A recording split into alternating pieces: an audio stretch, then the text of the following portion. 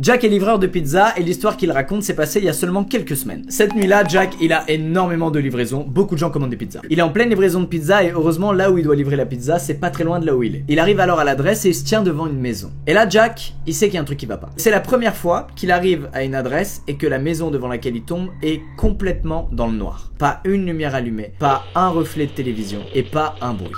Rien. Quoi qu'il en soit, il est 23h, Jack il est au volant de sa voiture, la pizza est sur la banquette arrière et il a pas envie de descendre de sa voiture pour aller toquer à une maison plongée dans le noir sans être certain qu'il est à la bonne adresse. Il prend alors son téléphone et il décide d'appeler le numéro fourni par le client. Coup de chance, ça décroche en face et il tombe sur une fille essoufflée qui lui dit oui. Il lui dit alors hey, c'est pour la pizza, je suis devant la maison mais il y a personne. Et la fille au bout du téléphone lui explique qu'elle est pas à la maison. Elle lui explique qu'elle a été plongée dans le taf et qu'elle a pas vu l'heure passer et que d'un coup elle a réalisé que le livreur allait arriver chez elle avant qu'elle y soit et que c'est pour ça qu'elle est essoufflée, c'est qu'elle est en train de sprinter pour arriver chez elle. Jack, malgré son énorme envie de pisser, se dit bon, je vais l'attendre. Mais après avoir raccroché, Jack, il cherche des yeux un endroit pour uriner et il voit que contre le mur de la maison de la fille à qui il doit livrer la pizza, il y a un petit arbuste. Il commence alors à uriner et après plusieurs secondes, Jack il entend quelqu'un dire c'est quoi ce bordel?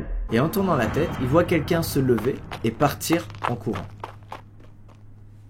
Jack, il comprend rien à ce qui vient de se passer. Il allume le flash de son téléphone, il check aux alentours, il check derrière les buissons, dans les buissons, et il tombe sur un sac. Il ouvre alors le sac et, à sa grande surprise, dans le sac se trouve un couteau, un rouleau de ruban adhésif et une bouteille remplie de pilules. Jack a la confirmation que la personne qui se trouvait là quelques minutes plus tôt avait bel et bien de très mauvaises intentions. Il se fait le sprint de sa vie en direction de sa voiture, il démarre, il se casse. Réalisant qu'il est complètement en panique et en état de choc, il appelle la police. Ils lui disent donc de rester en ligne avec eux au téléphone, de ne plus bouger, de rester dans sa voiture les portières verrouillées. Et puis d'un coup, double appel, la cliente appelle Jack. Jack, ne pouvant pas décrocher puisqu'il est en ligne avec la police, il reçoit alors un SMS de la cliente qui lui dit qu'elle est devant sa maison, mais qu'elle le voit pas. Il décide alors de foncer vers la maison parce qu'il a vraiment peur que le gars soit revenu et fasse du mal à la cliente. En arrivant sur les lieux, Jack aperçoit la femme et il lui fait des appels de phare pour qu'elle vienne jusqu'à sa voiture. Et il lui dit écoute, il y avait un mec caché dans tes buissons. Je suis au téléphone avec la police.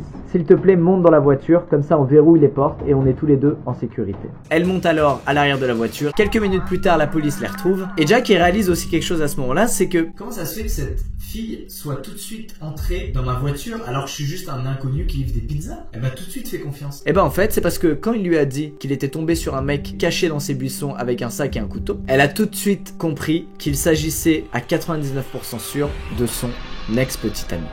En fait, elle avait déjà vécu des trucs horribles avec son ex-petite amie qui est complètement psychotique. Et donc, elle en a tout de suite déduit que c'était lui surtout qui correspondait totalement à la psychotique.